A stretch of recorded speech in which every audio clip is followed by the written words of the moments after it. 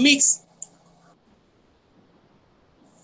que avisa a los miembros participantes de esta actividad. Bueno, ya estoy revisando la primera actividad, estoy compartiendo también con estudiantes de la Universidad Central de Venezuela, de la Escuela de Historia. Tenemos 2 estudiantes que estamos dando la clase en paralelo, tanto la Simón Bolívar como la Universidad Central, la estudiante, la bachiller Diana Camacaro, y otro joven que se va a incorporar dentro de poco, llamado Josnar Bravo. Estos son los estudiantes de la Simón Bolívar, la mayoría, y todos ellos pues están muy pendientes de participar en esta actividad académica, ¿no? Que tiene que ver con este proceso político bien interesante de la Venezuela decimonónica. Ya tuvimos, ya grabando acá, voy a ver acá, presentar las láminas. Classroom ya prácticamente la mayoría entregó, voy a ponerme a regresar, eso es un punto sencillo. Y también, pero yo también denoto mucho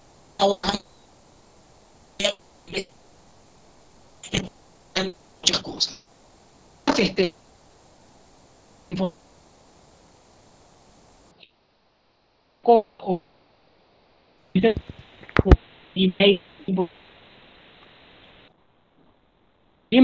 que voy a decir algo importante. ¿Qué te ha parecido?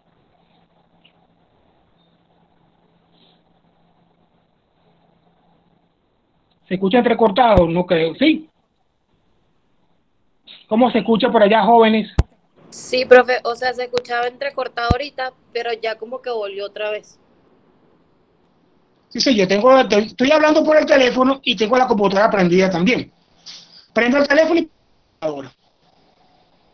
Trabajo de la manera, pues yo hablo por el teléfono y monitoreo cómo va la clase a través de la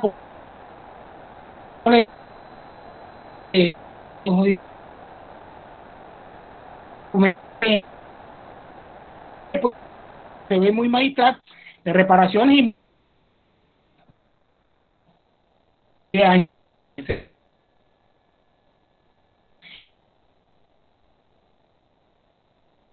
¿No? Como, muchachos, vamos a comenzar ya para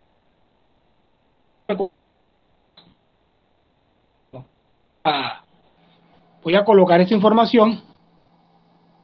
Sí, no sé qué le pasa a esto, se escucha entrecortado, qué lástima, porque yo estoy tratando de que estas cosas suene bien, ¿no? Vamos a ver, ya aquí está la cámara. Ahora se escucha mejor, muchachos, díganme por favor.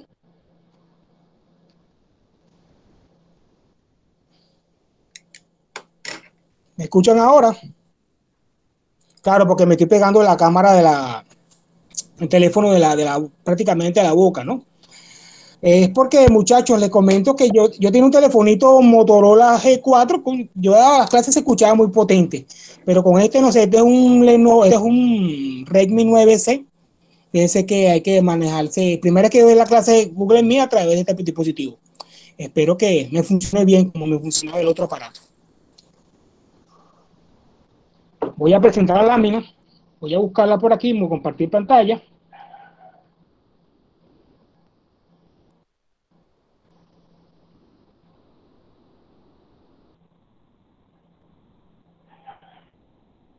Con buscar presentación para no quitar más tiempo. Después de esta actividad vamos a trabajar con el video chat de Telegram para algunas preguntas correspondientes. Aquí yo estoy monitoreando, veo que ya se desplegó la página. Voy a ser muy breve con esto, tampoco voy a detenerme mucho.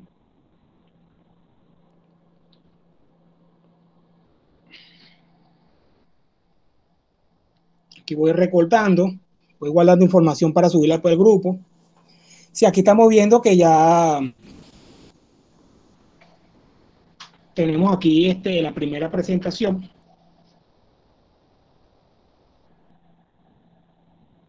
Caudillismo, personalismo político en Venezuela, 1830-1935. Siempre en historia, los estudiantes de historia saben muy bien que la periodificación es muy importante para poder comprender y estudiar mucho mejor los procesos históricos. acá se está viendo pues este proceso de transformación de una Venezuela que viene una guerra de independencia, una guerra por la república, que yo prefiero llamar de esa manera. Vamos a hablar un poquito sobre eso, ¿no? Y vamos a entender lo que significa el personalismo político que ha sido también, que también ha trabajado sobre el uso de la palabra caudillo, ¿no? Que también viene a revisarse, que también existe tendencia de revisión de lo que se ha escrito, de lo que se ha hecho, ¿no? Desde el punto de vista historiográfico. Bueno, Germán Guía, este es el anfitrión, el profesor Germán, mi correo, y aquí tenemos el enlace que vamos a desarrollar el día de hoy, ¿no? Gracias a esta virtualidad, producto pues esta gran... Bueno, aquí tenemos personajes militares, todos generales, todos uniformados, ¿no? Y acá se detalla un poco esto, ¿no? De lo que viene a ser el mundo militar. Y aquí en el mundo militar, pues vemos que siempre existe esa condicionante, ¿no? Existe esa condicionante donde se puede apreciar esta cuestión. ¿Se está escuchando, jóvenes? Por favor, pueden decirme. Buenos días. Buenos días, sí, Johan. Se escucha, se escucha. Muy bien. Este es otro estudiante de la Escuela de Historia, Johan Bravo, bienvenido con el grupo de los estudiantes de la Simón Bolívar. Muchas gracias. Encantado muy bien, excelente, bienvenido. Ya. Sí, son varios estudiantes. Después conversamos. Déjame desplegar la clase y después seguimos con esta actividad. Vamos al grupo de videochat después. Adelante. ¿no? No hay ningún problema. Adelante. Muy bien, gracias, Joachman. Bueno, aquí tenemos los militares. ¿Qué vemos aquí? Vemos aquí la figura siempre dominante, esa figura autoritaria, esa figura de mando, de dominio, ¿no? Que ha caracterizado nuestra política en Venezuela. Que no es nada nuevo, ¿no?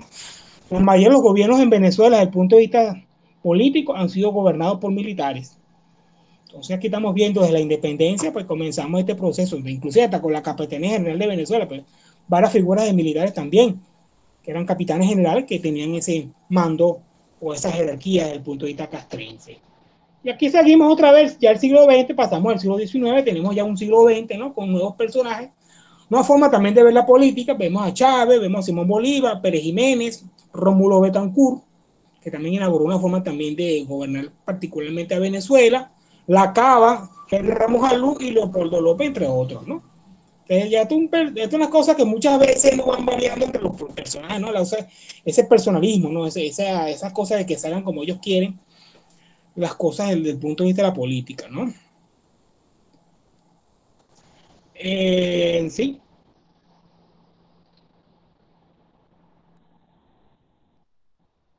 Profe, disculpe, me permite hacer un comentario, disculpe la interrupción. Sí, dime, joven, que estamos, ¿qué desea saber por ahí?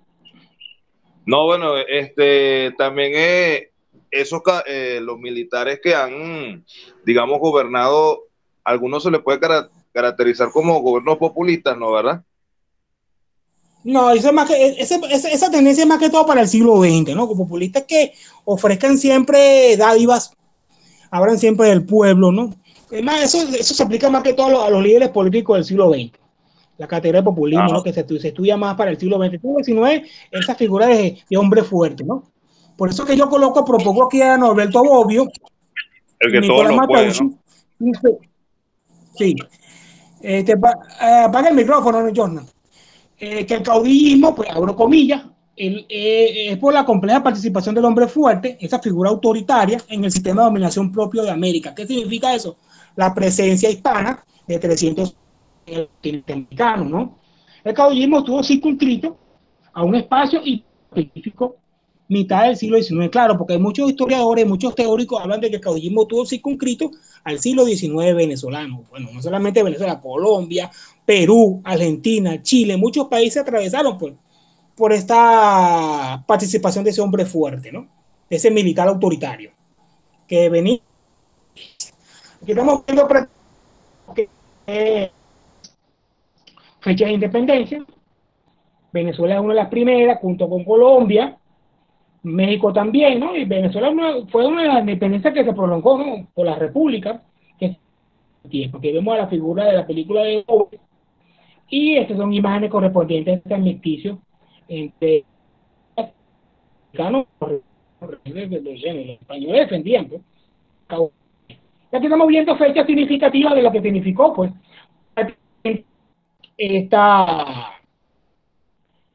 estos procesos independentistas, ¿no? Ya Brasil, pues, fue otro caso, ¿no? Brasil, recordemos que Napoleón invade España y Portugal, la península ibérica, y muchos de estos, inclusive el rey de España, el emperador, va a Brasil a vivir para escaparse de Napoleón, ¿no?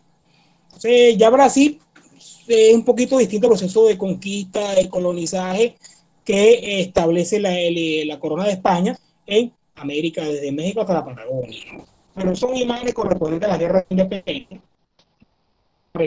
hasta como llaman algunos autores políticos, desde el punto de vista racial, pardos, negros, indios, blancos peninsulares, blancos criollos, los españoles americanos, como llaman los textos de historia, ¿no? Este personaje también tenía su debate desde el punto de vista político. Económica, ¿no? Porque también estaban presentes estos puntos de vista, ¿no? En superación política. Entonces, el caudillismo, aquí tenemos a la profesora Graciela Soriano, ella es politóloga, ella ha trabajado muy bien a través del personalismo político, me gusta más su enfoque que los enfoques tradicionales de la palabra caudillismo, ¿no? Después de la independencia, con muchos autores, desarrolla múltiples formas de personalismo político que se ha pretendido palabrita caudillismo. Yo que he estudiado esa palabra, he tratado de, a través de la tesis doctoral, pero yo también no estoy de acuerdo con la palabra caudillismo o caudillo. Cuando la mayoría de los gobernantes fueron personalistas, aunque no todos fueron caudillos. Bien compleja lo que presenta la profesora a través de este libro, que lo tengo por ahí si lo quieren obtener en PDF. La profesora Graciela Soriano, que es politóloga, como dije anteriormente, pues da otro enfoque a lo que se ha venido trabajando desde el punto de vista conceptual de la palabra caudillismo, ¿no? Que eso se trabaja a través de la historiografía iberoamericana, ¿no? Como una palabra que no tiene cambio, ¿no? Pero aquí estamos viendo que hay otras variables, pero hay otra forma de ver también el problema, ¿no? El caudillismo es una expresión del personalismo político. Yo estoy muy de acuerdo con lo que dice la profesora Graciela Soriano, García Pelayo, ¿no? Que es un apellido compuesto. El esposo de ella fue muy famoso desde el punto de vista de la ciencia política, ¿no? Allá en la Escuela de Estudios Políticos de la Universidad Central de Venezuela. Otro profesor bien interesante con su aporte, la lectura que también le dejé del profesor Carlos Valladares, 2018. Aquí tenemos a Carlos Valladares, con una imagen que tomé de Google. Es entendido como un conjunto de relaciones, abro comillas, por supuesto, entre el caudillo y su banda armada. El caudillo es el jefe y la banda armada, pues es lo que lo secunda, ¿no? Nacen en las haciendas, pero la relación patrón-cliente no se reduce al propietario y sus trabajadores, sino que también existen ellas jerarquías entre los peones, sí, por ejemplo, de influencia de los capataces sobre sus subordinados. Cierro comillas, página 436 del texto o el artículo que le dejé al profesor Valladares, que lo publicó en la revista Montalbán, 2018. Entonces, todos los autores se acercan a un contenido, pero todos se acercan a mucho mejor. Tenemos a Paz, otra figura carismática de la guerra de independencia. Muy bueno, este señor. Entonces, 830, ¿no? Que empezó a Venezuela y muchas colonias agropecuarias, bueno, ya estaba en la producción industrial, pues ya Inglaterra ya venía avanzando en materia industrial, en la materia de la fabricación, pues industrial, pues en este caso, también venía Francia, también venía un poco Alemania ya para el final del siglo XIX, ¿no? Pero Inglaterra fue el primer taller industrial del mundo, ¿no? Ya que estamos viendo, pues, imágenes correspondientes a este tipo de forma de producción agropecuaria, que era el ingreso para la época de Venezuela, ¿no? Estas haciendas, bueno, no solamente Venezuela, sino en muchos países ya repúblicas independientes del dominio colonial, pues, y cierta estructura que se llamó la República de Colombia. Bueno, en la hacienda Oato se practica la autosuficiencia. Allí se producen todos los bienes que se necesitan, pues la hacienda era un espacio bien grande, ¿no? De kilómetros, pues, se puede decirse, ¿no?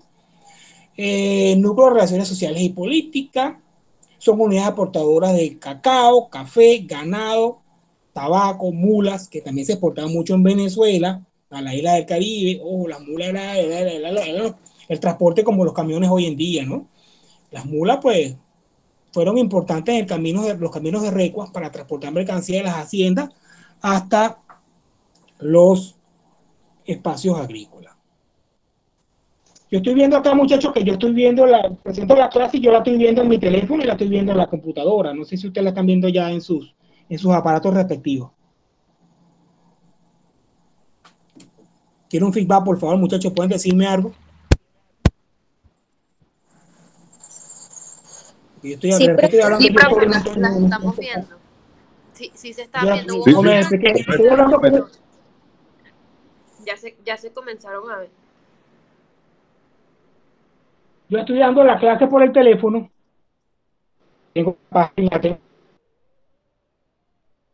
la y así estoy guiando, pues, de alguna manera, y la estoy viendo claramente que la presenta en la computadora, ¿no? Entonces, después le hago unos tips para que puedan manejarse con esto. Bueno, seguimos con este tema tan interesante, que es el caudillismo. Estamos hablando del caudillismo, ¿no? De un producto de la guerra. Otro autor también sostiene lo mismo. Multiplicadores, revoluciones, revueltas, sublevaciones, acciones bélicas. Bueno, evidentemente, muchos autores sostienen que el siglo XIX fueron muy localizados. También se ha exacerbado mucho, se ha maximizado que el siglo XIX fue un siglo de guerra, que nunca hubo paz, que el gran cuero seco, como dicen por ahí algunos autores, que lo pisaban por un lado y se levantaba por el otro, pero eso hay que verlo con mucho detenimiento, ¿no? Por eso que la historia tiene que reescribir lo que se ha escrito. Hay muchos lugares comunes que han dicho muchos autores famosos, pero hay que también revisar eso, ¿no? Por eso que la ciencia historiográfica tiene que estar constantemente en ese proceso de crítica y de cambio, ¿no? De transformaciones a nivel historiográfico.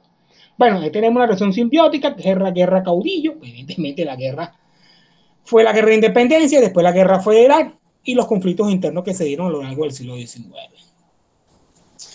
Esto es una gran línea divisoria, la guerra de independencia, y aquí tenemos por qué esta guerra. Pues el vacío de poder en la metrópoli. Recuerden que Napoleón Bonaparte, fruto de la Revolución Francesa, del republicanismo francés, contra la monarquía absoluta de Luis XVI, Luis XIV, no me recuerdo, Luis XVI, se proclama independencia. Aquí estamos viendo las tendencias que pasan. España estaba secuestrada por Napoleón y lo que pasa en América, ¿no? Ahí aparecen las cortes de Cádiz, la expansión colonial capitalista de las colonias, ideales liberales francesas, ilustradas, Inglaterra, Estados Unidos ya estaba independiente ya, reformas borbónicas, los borbones también quisieron cambiar su forma de gobierno, y fue un proceso largo y complejo, existen varias independencias, movimientos autoritarios y caudillistas, bueno, un nuevo modelo social, evidentemente era imponer nuevas repúblicas, ¿no? Yo prefiero llamar guerras por las repúblicas, al estilo francés, ¿no? Creo que proponían más que todo. Por aquí la otra vez, en el canal de Telegram un video sobre el origen del caudillismo iberoamericano. Este video sostiene de que, por YouTube, sostiene de que eran economías destruidas por la cruenta guerra. Evidentemente la guerra también trajo consigo cosas negativas como la destrucción del campo, migraciones forzosas, muertes. La población, pues la griega muere en combate o deserta, porque mucha gente huyó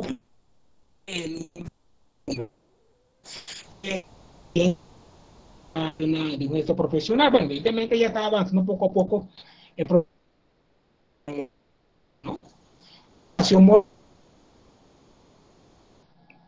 que no lograban su aspiración.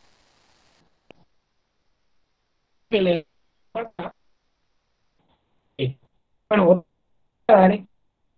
leyendo el texto académico, parafraseándolo en cierto, y Caudillo responde a la, aunque no siempre los oficiales pueden convertir. Y él habla mucho de una categoría que crea, ¿no? Que se llama voluntario, que predomina a la hora de reclutar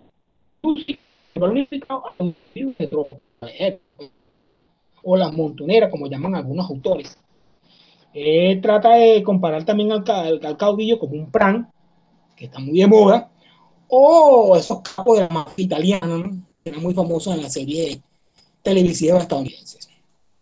Y aquí tenemos una foto de un caudillo montado a caballo, ¿no? Que eso también representaba también el imaginario, ¿no? Político de la época.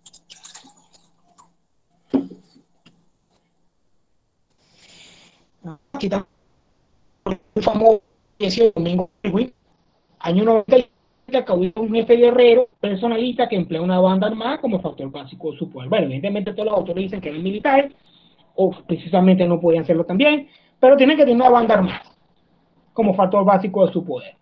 Aunque no todo militar fue un caudillo, ojo, también hay que tomarlo en cuenta esto, ¿no? Esto lo propone mucho la amiga, la profesora Graciela Soriano, ¿no? Caso José María Vargas y el abogado Raimundo Andrés Palacio, que lo mandó a investigar por ahí, ¿no? No obstante, todo caudillo fue un eminente militar. Muchos de ellos no eran, bueno, en ese tiempo existía la academia de matemáticas militar, pero tampoco no existía una academia militar como se conoce hoy en día, ¿no? Muchos de ellos, pues, de la improvisación de la guerra, de la estudios de ingeniería militar, lo más característico de la época, ¿no?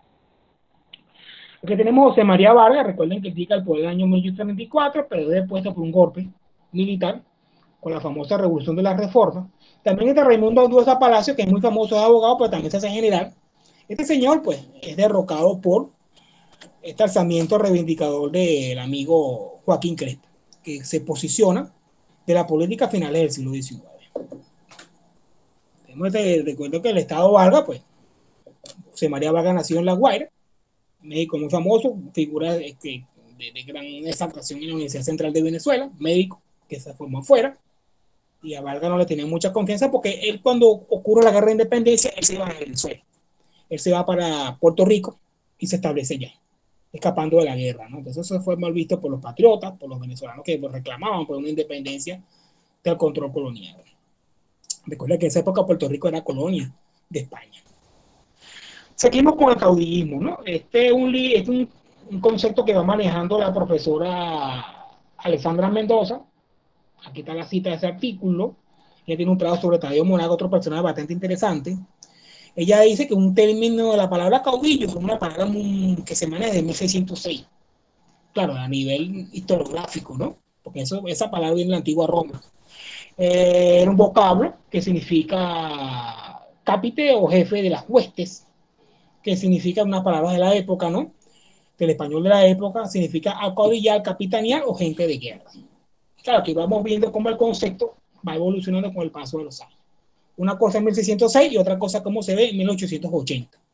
Claro, que caudillo significa también persona valerosa, persona de respeto, un benemérito, una palabra que se empleaba mucho en esa Venezuela del siglo XIX, ¿no? Aquí tenemos otra figura también, lo que representa el poder del caudillo, pues ese hombre poderoso, ese hombre fuerte, que su voluntad tiene que imponerse a través de la providencia, ¿no? Esta es una foto del amigo, este presidente muere en La Guaira, en la casa guipuzcoana, supuestamente envenenado, ¿no? Pero Linares Alcántara, pues fue un sucesor de Guzmán Blanco, tuvo su desaveniencia con él, él muere en 1878. Aquí vemos una locución de este señor a los pueblos de Cojedes, ¿no? General muy famoso que muere como presidente de una manera muy misteriosa, ¿no? Eso es lo que sostiene mucho trabajo. Bueno, seguimos con la profesora Graciela. Ella nos está poniendo en una disyuntiva, ¿no? Personalismo o caudillismo, ¿no? Entonces aquí estamos viendo que el personalismo, pues, es un ejercicio personal de poder como una expresión de la voluntad del gobernante únicamente sujeta a su propio arbitrio, contemplado en las constituciones que hacen frente a los problemas políticos que afectan a la sociedad entera en épocas de crisis. Bueno, es un fenómeno social que va evolucionando, ya eso de verdad, la profesora Graciela lo expresa, ¿no? Eso va evolucionando, pues. Pues es otra cosa que tomar en cuenta desde el punto de vista conceptual. Estos conceptos van cambiando con el paso de los años y se van adaptando a nuevas características.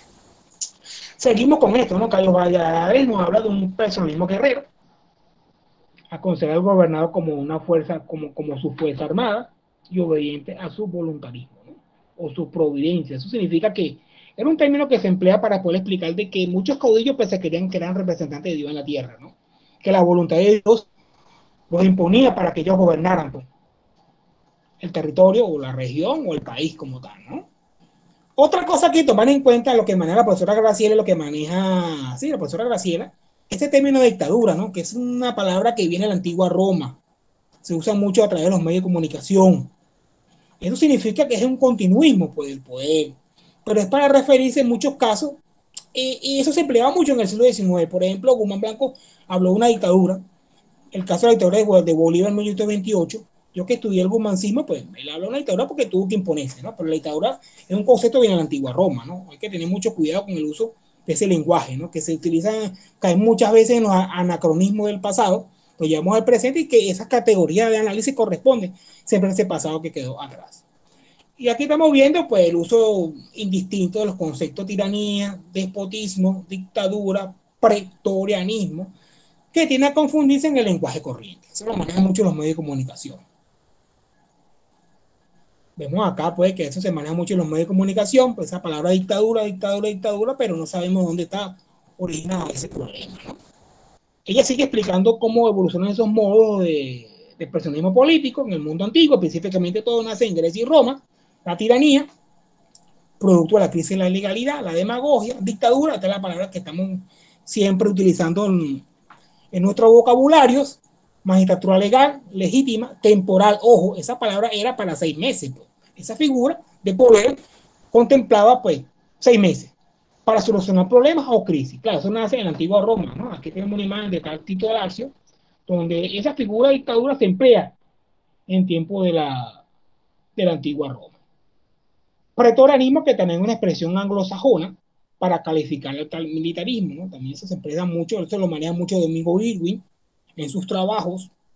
Despotismo, propio de los gobiernos de los pueblos bárbaros, no cuenta con legalidad ni legitimidad. Estamos viendo pues que son varias categorías que maneja ella, ¿no? Y que todas proceden de la antigua Roma, ¿no? Ella los trae allá en su trabajo de 2010.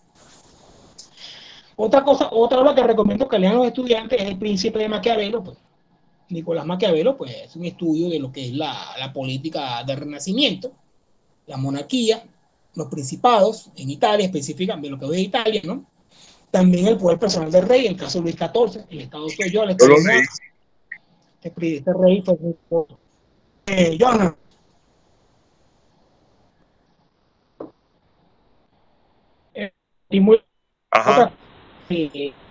Otras colonias, en el caso de la monarquía española. Dime, hijo.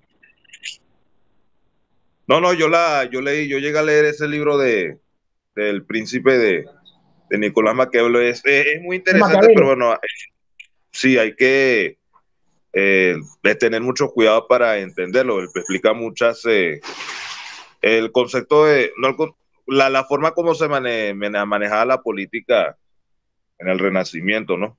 De la época. Del Renacimiento, exactamente. Los principados, el despotismo, también se ve mucho en estas figuras, pues, el poder que cueste lo que cueste, ¿no? Eso lo representa mucho Maquiavelo. Yo tengo otra obra que leí él sobre el arte de la guerra. Maquiavelo trabaja mucho la parte militar, pues, aunque muchas veces la gente no lo toma en cuenta, pero él desarrolla mucho el arte militar, el estudio de la guerra, ¿no? Yo tengo un trabajito de esa época donde él habla la conformación de la fuerza mercenaria de esa época, ¿no? Que eso también entraría un poco en esta explicación. Bueno, el bonapartismo también otra forma que hace Napoleón Bonaparte, Luis Bonaparte y Napoleón III, pues todos de Francia. Esta es una forma también que expresa la dominación del jefe carismático, del pueblo en armas, a la cabeza de la nación. Que tenemos a Napoleón Bonaparte en esta imagen, ¿no? Donde él está por una forma también de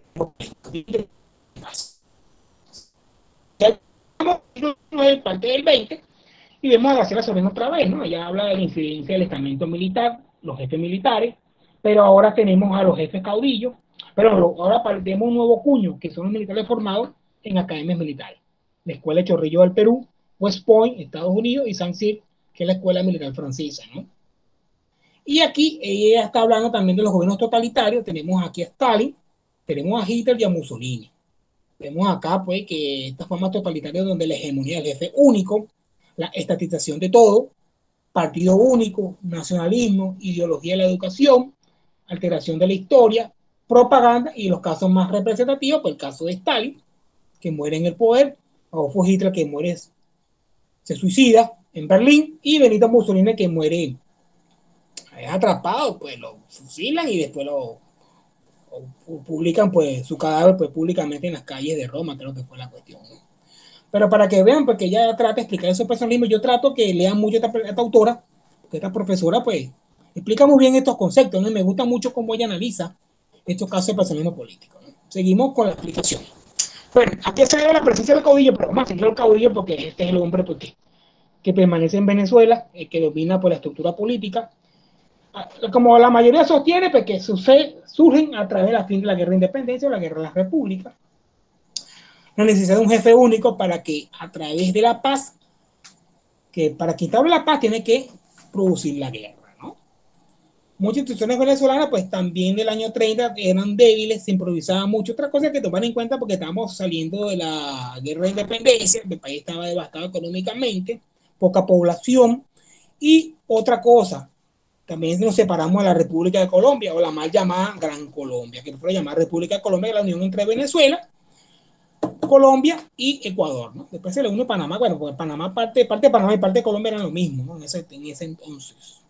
Otra cosa que también sostiene muchos autores, la ausencia o necesitación de una institución nacional, efectiva y profesional, y también el debate entre república, que era la tendencia francesa, federación, este modelo pues, de autonomía regional, y la monarquía. La monarquía que algunos líderes de la independencia, jefes militares de la independencia, querían llevar a América, ¿no? Por ejemplo, San Martín hablaba de una monarquía. Este amigo Francisco Mira también hablaba de una monarquía, ¿no? Y la monarquía se caracteriza por un centralismo, mientras que la república, una independencia por las regiones, ¿no? Y autonomía.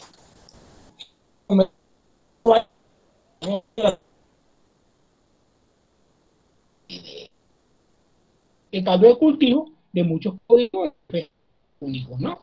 Que la república, cosa que también tiene que ver mucho con romanticismo, neoclasicismo.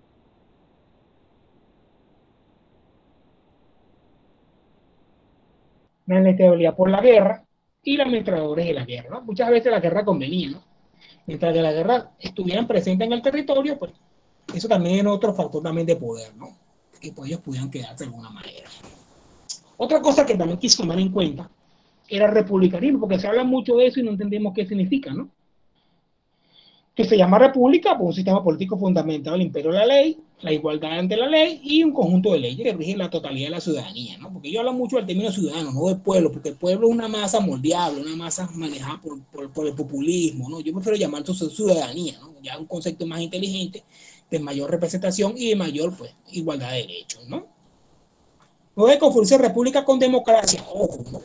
Dado que puede existir una sin la otra, al menos teóricamente, porque la gente confunde mucho república con democracia, y eso lo vamos a ver más adelante, ¿no?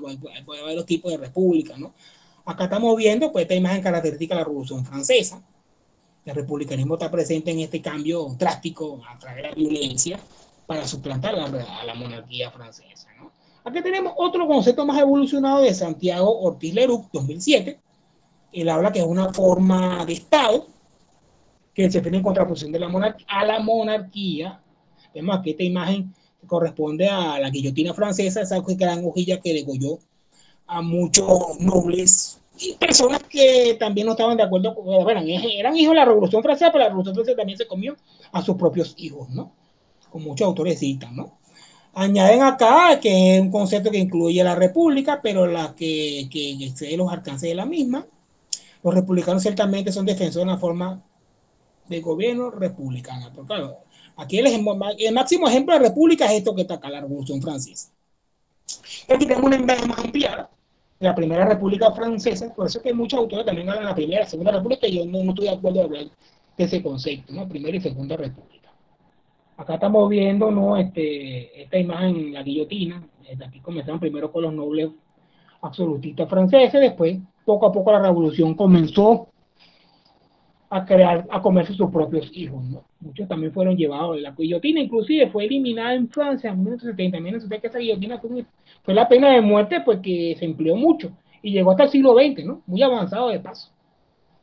Napoleón Bonaparte fue un fruto de esa revolución francesa, de un golpe de estado por el famoso 18 de Brumario, y estableció un consulado. Pues sabemos la historia de Napoleón, pues Napoleón se expande por Europa, llega hasta Rusia, lo derrotan por allá, pero Napoleón prácticamente era como una especie de Hitler, ¿no? Desde ese momento, llevando la Revolución Francesa o exportando ese modelo francés hacia los países de Europa que eran monárquicos, ¿no?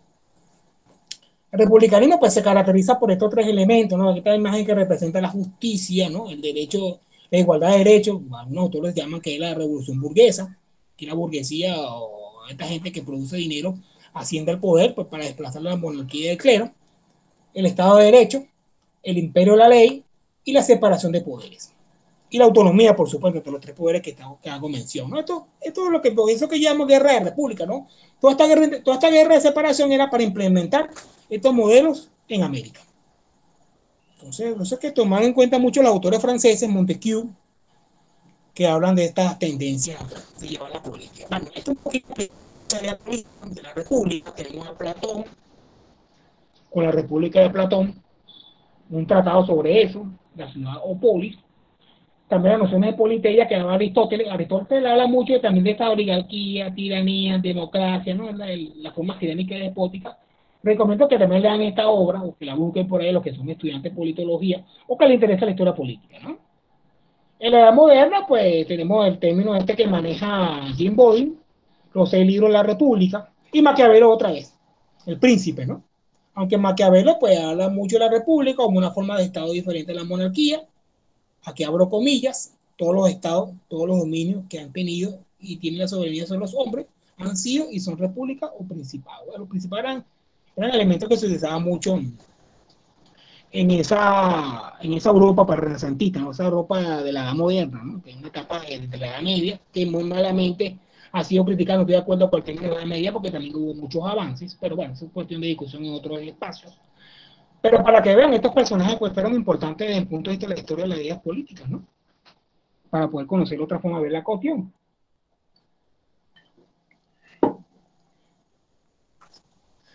Otra cosa interesante, hay muchas formas también de ver el republicanismo. Esta es una, por ejemplo, para la república parlamentaria, las repúblicas constitucionales, pero esta es la que me interesa más. Las repúblicas democráticas se han aplicado más que todo en nuestro continente y la república china, la república de Venezuela, vemos a que en la república se caracterizan por que el gobernante secreto, democracia directa en directa,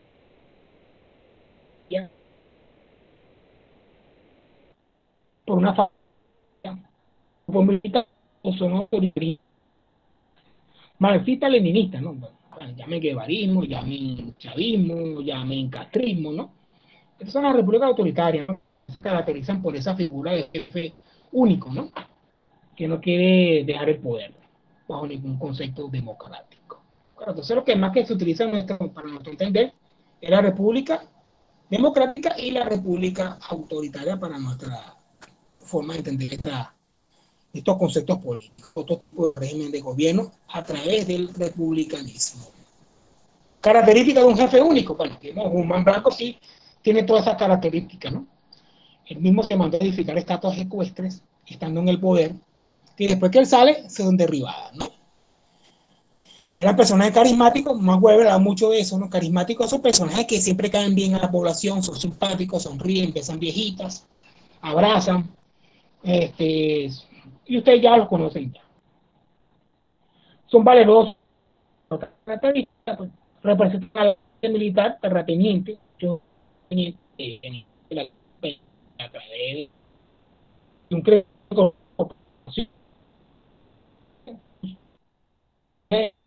de sus lanzas. ¿Qué significa eso? Bueno, haber luchado en la guerra de independencia. Pa era uno, pues, los monagas, por ejemplo, Julián Castro, ¿no? Guiados por el provincialismo, que lo expliqué hace tiempo, hace unos minutos atrás, referencia a la voluntad divina que ilumina la acción del jefe, esa voluntad por providencia, porque Dios me impuso para que yo sea el gobernante de Venezuela. Eso lo pensaban muchos caudillos, ¿no? Y eso significa un poco la palabra providencia, ¿no? Esta figura divina. Sócrates es una y la victoria era su mejor propaganda, porque se perdían los enfrentamientos, o sea, se metían en un lanzamiento de rebelión y perdían constantemente, eso no los beneficiaba.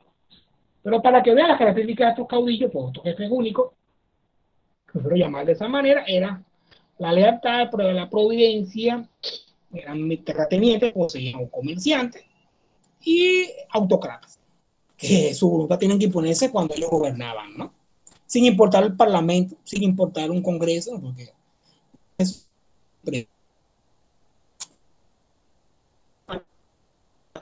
¿no? Que era una prensa que él tenía, oficialmente hablando, ¿no?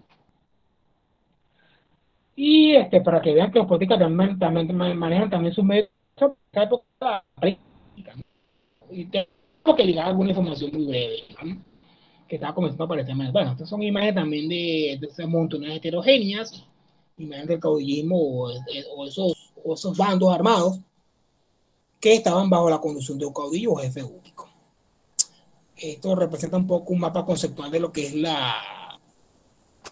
el caudillaje, ¿no? Patrón clientela, reclutamiento, peones, grandes propietarios, pues resumo lo que hemos explicado pues, en la lámina anterior.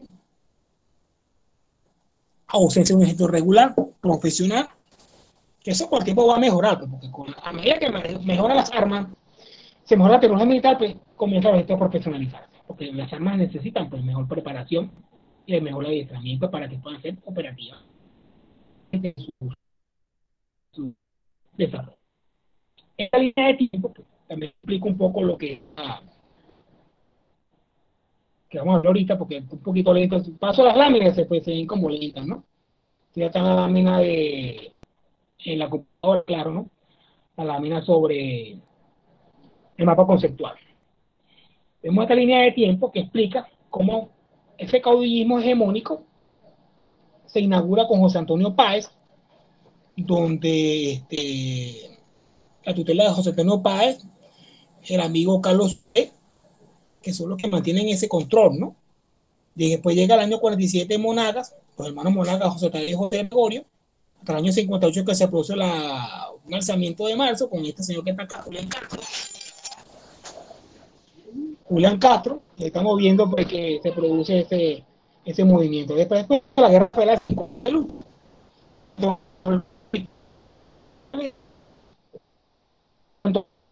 que es un poquito en Oriente. Pero esa guerra federal no se dio en todos los lugares del país. Pero en los Andes no se luchó, por ejemplo, ¿no? Acá con Guzmán Blanco se debilita, hay una crisis con el crespismo, ¿no? Por la famoso liberalismo amarillo. Y eso tiene un epitafio pues, final, un epitafio a la redundancia con Cipriano Castro y Juan Vicente Gómez. Ya comienza poco a poco a crear el caudillismo pues, con Crespo. Pero Crespo muere la mata de la Camionera, ¿no? Ya recordarán ustedes, ¿no?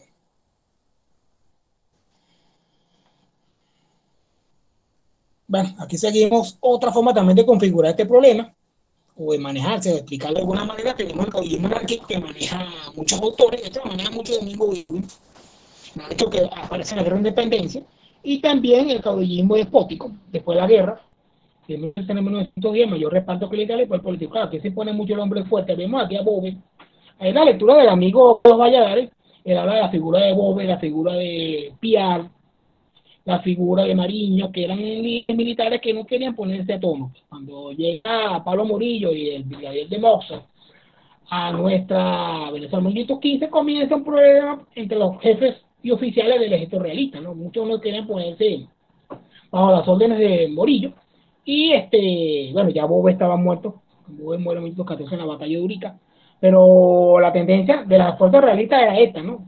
Hacer lo que le daba la gana. Pues representaba eso, no representaba Iguera y Monteverde, entre otros jefes militares de los realistas, ¿no? En este caso, contra los republicanos.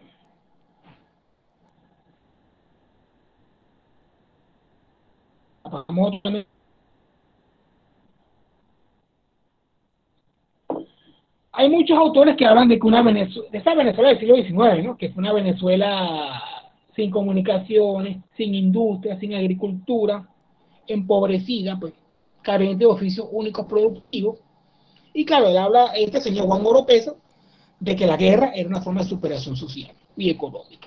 Entonces que la guerra muchas veces, ¿no? Los conflictos internos en el país, ese gran cuero seco que lo pisaba por un se levantaba por el otro, beneficiaba a que muchos jefes llegaran al poder y si se enriquecieran de alguna manera, ¿no? Entonces esto lo manejan muchos autores. También hay que revisarlo también desde el punto de vista geográfico, tampoco la cosa fue así, ¿no? Hubo también desarrollo en el país.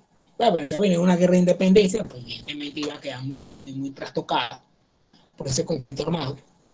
Pero eso con el tiempo se va a recuperar, ¿no? Vean que más en Venezuela en 1830, ¿no? Vean que Venezuela era más amplia, ¿no? A través de diversos tratados limítrofes con Colombia, con Brasil y con Inglaterra, pues, poco a poco se nos fueron cercenando nuestras fronteras terrestres y marítimas también, ¿no? Acá la imagen de la época, como Venezuela está conformada después de la separación de la República de Colombia.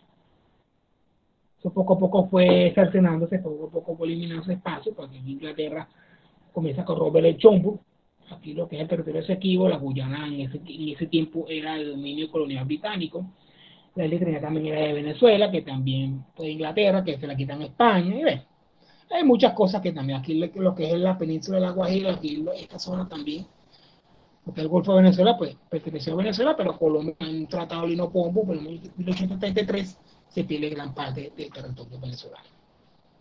Bueno, no obstante, el siglo XIX, pues, vemos acá, pues, que el siglo XIX fue 100 años perdidos. Yo no creo que fue así, ¿no? También hubo avances, también hubo retrocesos. Hay que ver la historia como era, no juzgarla desde el presente. Vemos acá, pues, el despoblamiento, bueno, que muchos autores manejan el despoblamiento, pues, evidentemente había guerra, la población muere en ese enfrentamiento, lo rural, pero había ciudades, ¿no? Constituciones de papel, bueno, Venezuela tuvo 25 constituciones, una economía cafetalera, aquí tenemos el café y el cacao, que eran signos de exportación, por extranjeros y jefe militar de rampa. Bueno, no todo fue atrás de la Venezuela republicana, por eso que uno utiliza mucho el concepto republicano, ¿no? No todo fue destrucción, no todo fue lo rural, no todo fue atrás, no todo fue más de 20 constituciones. Que se revisan la historia política y constitucional de Venezuela van a conseguirse con eso. Y otra cosa que también hay que tomar en cuenta es el Estado Nacional Liberal, que se confunde mucho con republicanismo, ¿no?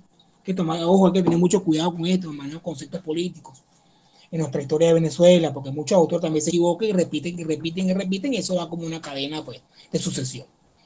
Aquí tenemos la influencia que lleva a Venezuela es el liberalismo político europeo, en este caso francés, y el económico, que es el liberalismo inglés, ¿no?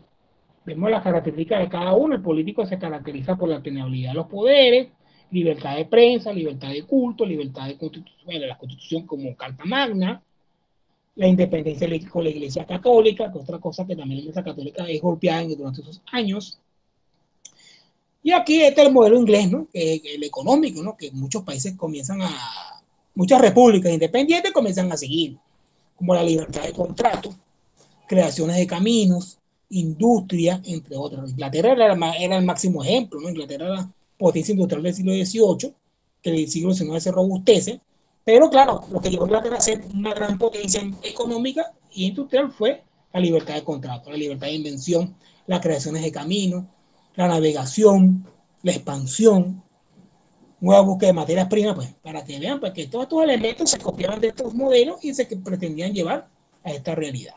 Claro, aquí también hay un debate entre Bolívar y Páez, ¿no? A comienzos de 1830, ya Bolívar ya estaba por morir, pero Páez, pues, a través de la cosiata se separa de la República de Colombia. Un momento como de separación, pues eso resulta pues efectivo en 1830. De Venezuela se separa de la República de Colombia. Bueno, ya vamos a cerrar ya con esta clase. Vemos aquí a Vicente Gómez, este es un jefe bastante interesante. Este señor dura en el poder 27 años y porque se murió. Llega en 1909 porque su compadre se enferma, viaja a Alemania a operarse de los riñones, creo que fue. Y Gómez, pues, aprovecha y lo deja por fuera. Vemos a Gómez que gobierna Venezuela, bueno, como muchos autores lo tienen como una hacienda. Pero aquí Gómez, pues, el hombre máximo, el hombre que manda, el hombre que representa. Vean esa imagen, ¿no? Que tiene mucho que explicar. Que a veces las imágenes también explican mucho que muchas palabras, ¿no? Como un hombre fuerte, aquí tenemos a su edecán. Yo creo que era el hijo, porque tiene un edecán que siempre estaba al lado de él, ¿no? El indio Tarazona. Era como su guardaespaldas más fiel que él tenía, ¿no? Y Gómez, aquí vemos aquí este hombre, pues, este jefe, ¿no? Este Gómez único, que en 1913 comienza a aplicarse desde el punto de vista de la historia política, ¿no?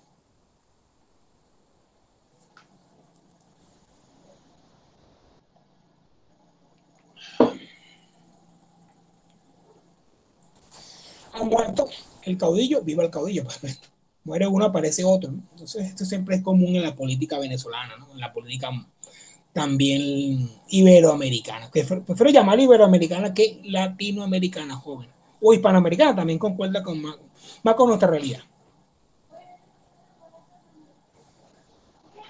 Bueno, ya estamos en el presente, en mera coincidencia, pues esta figura, los políticos de la actualidad son así, yo creo que sí. Aquí estamos viendo a Guzmán Blanco, pues montado a caballo. Recuerda que después que sale del poder, pues sus estatuas son derribadas. Lenin, otra figura autoritaria de la Unión Soviética, de la Rusia bolchevique. Adolfo Hitler, otra figura más, pues el color rojo, ¿no? Ven esa figura provincial, ¿no? Impuesta por la voluntad de Dios, del divino. El culto a los caudillos todavía no ha desaparecido. Vean acá, pues muchas, estos líderes autoritarios quieren mandarse a hacer estatuas, ¿no? Vean a Guzmán, vean a Chávez. Y aquí tenemos al presidente actual del Partido Comunista Chino, Xi Jinping, otra figura también autoritaria, también de gran culto a la personalidad, ¿no?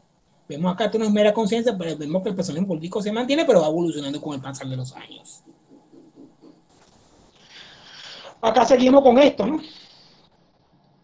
Vemos que todo líder autoritario pues se manda a hacer estatuas para que lo recuerden las futuras generaciones, para imponer. Bueno, tenemos a Vladimir Lenin, Kim Il-sung, uno de los de la sucesión dinástica de Corea del Norte, Saddam Hussein, también le gustaba, también quiere ser recordado, y Hugo Chávez Frías.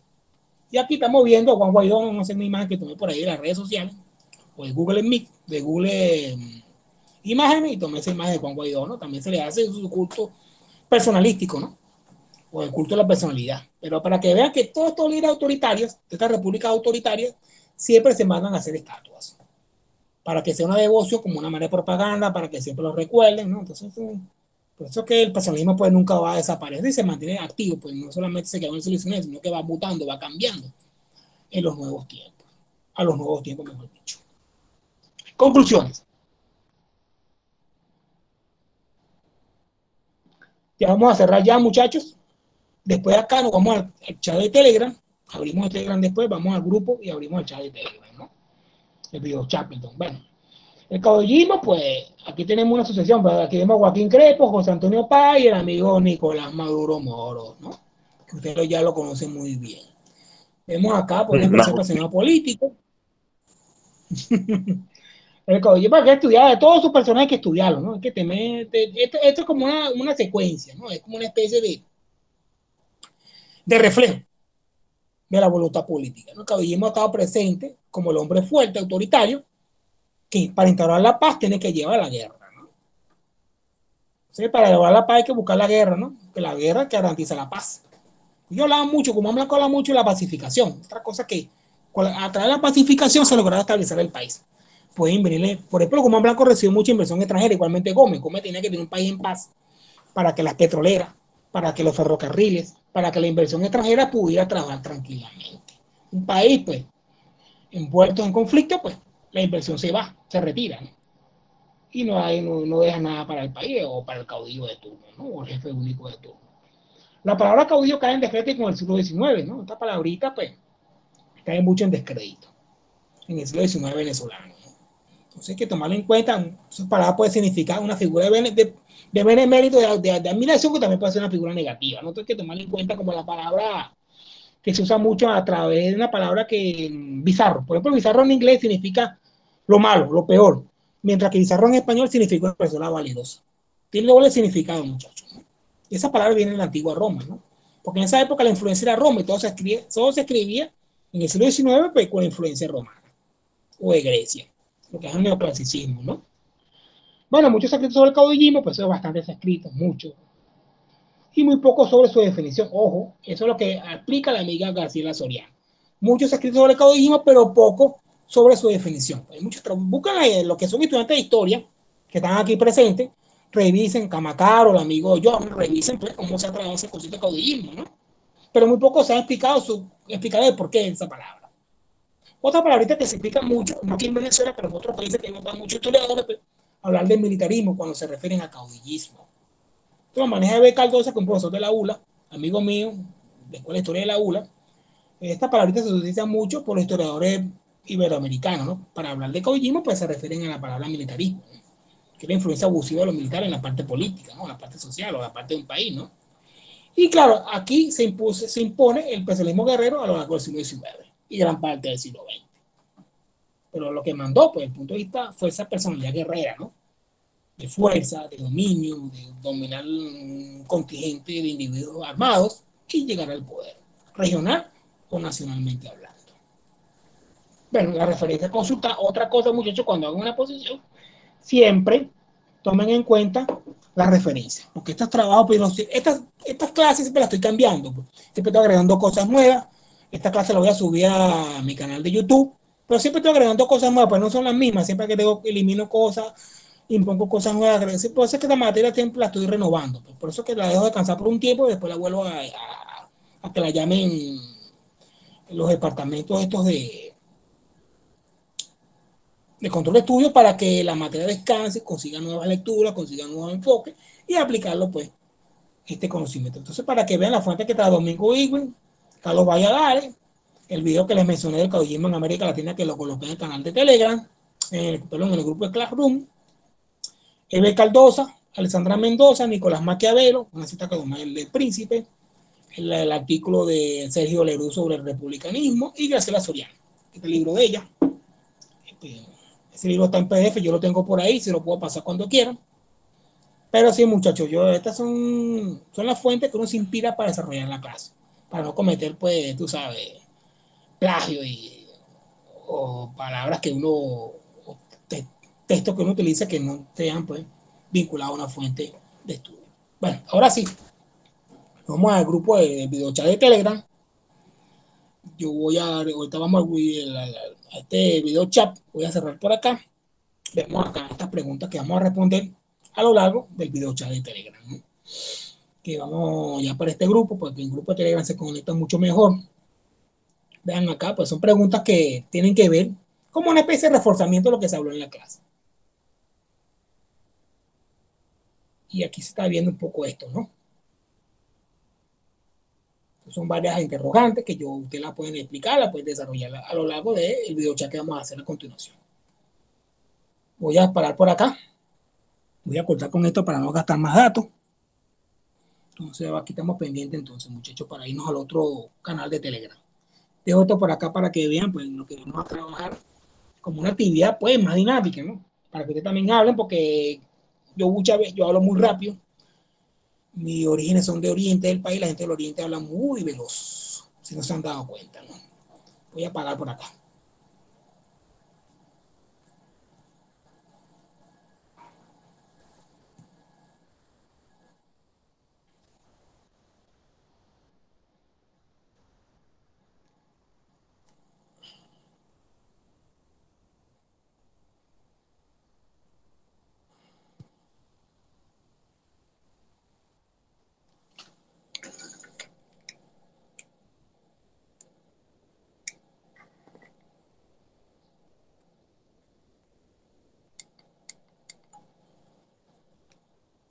Jóvenes, ahora nos vamos al grupo de Telegram, al video chat. Pues yo creo que a los estudiantes de la central yo les mandé la invitación.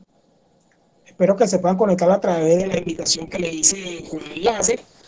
Nos contamos el video chat que vamos a hacer por Telegram. Espero que se puedan conectar por Josna, la amiga Camacaro. Espero que se puedan conectar a través de ese mecanismo, muchachos, para que puedan ustedes seguir la secuencia y puedan hablar con mayor elemento. El amigo Josna, pues ya le vamos a hacer su participación, que es su aporte, porque es un hombre muy brillante que siempre está interesado en lo que estamos hablando acá, ¿no? Pues ya yo comencé con los estudiantes de la central, ya unas semanas. Ustedes se están incorporando ahora. Bueno, ya hemos avanzado ya bastante con la asignatura, con los estudiantes de la central. ¿Alguna duda, muchachos? Darwin, dime algo. Ay, disculpe. Voy a parar por aquí, muchachos. Nos vemos, lo vemos en Telegram. Nos estamos en contacto.